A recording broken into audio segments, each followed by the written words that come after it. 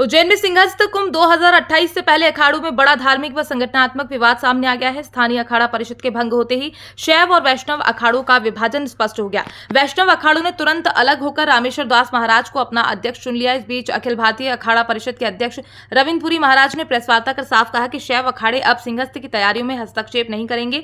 रामा दल के सदस्यों को भी किसी बैठक में शामिल न होने की चेतावनी दी गई है। पुरी महाराज ने यह भी कहा कि जिन वैष्णव महंतों ने अखाड़े की जमीन अपने नाम कराई है उनकी जांच कर कार्यवाही की जाएगी। उन्होंने बताया कि वो जल्द ही मुख्यमंत्री डॉक्टर मोहन यादव, कलेक्टर और मेला अधिकारी से चर्चा कर ये व्यवस्था लागू करवाएंगे कि सिंहस्थ से जुड़ी जानकारी केवल 13 अखाड़ों के राष्ट्रीय नेतृत्व के माध्यम से ही साझा की जाए। धार्मिक विभाजन के चलते सिंहस्थ 2028 की तैयारियों पर अनिश्चितता के बादल मंडरा रहे हैं। देखिए, हमारे महाराज श्री ने आरोप लगाया, उनके साथ उनके एक साथी है, उन्होंने आरोप लगाया कि ये सन्यासी जो है इनके हाथ का खाना नहीं चाहिए। ऐसी भाषा का प्रयोग किया जो उचित नहीं है। हमारे पूरे सन्यासियों में आक्रोश था कि जिनको हमने मुखिया बनाया वो सन्यासियों का विरोध कर रहे हैं। तो मैं समझता हूँ ये उचित बात नहीं थी, इसीलिए सभी सन्यासी इकट्ठे हो गए, मुझे बुलाया गया, मैं यहाँ पहुँचा, मैंने सबकी बात सुनी।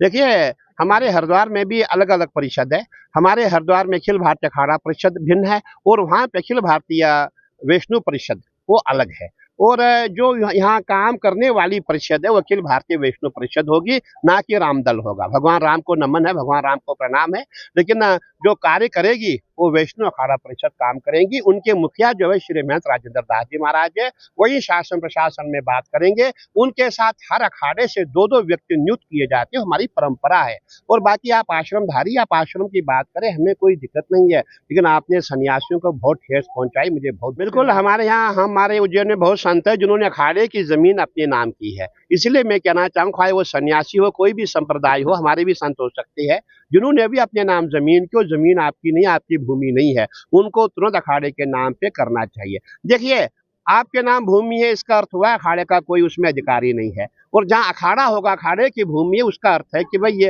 अखाड़े की भूमि है, वहाँ कोई छीन नहीं सकता है। इसीलिए मैं शासन प्रशासन से निवेदन करूंगा कि जहाँ भी हमारी भूमि अखाड़ों की भूमि है, व्यक्तिगत किसी के नाम पे ना की जाए, अखाड़े के नाम पे होगी तो हमारी परंपरा जो है जीवित रहेगी। नहीं, देखिए, मैं अभी कुछ नहीं कहूंगा, अभी हमारी शुरुआत भी नहीं हुई है, शुरुआत होने वाली है। मैं माननीय मुख्यमंत्री जी को, हमारे कलेक्टर साहब को, हमारे मेला अधिकारी को कहना चाहूंगा कि आप पहले जांच पड़ताल करें कि किसका अधिकार है, किसका अधिकार है। मीटिंग में कौन बैठ सकता है? जो हमारे शासन की मीटिंग होगी, मुख्यमंत्री की बैठक होगी, कलेक्टर की बैठक होगी, रोज बैठकें होंगी, उसमें बैठने का अधिकार जो अखिल भारतीय अखाड़ा परिषद एवं हमारे जो वैष्णव संप्रदाय परिषद का है।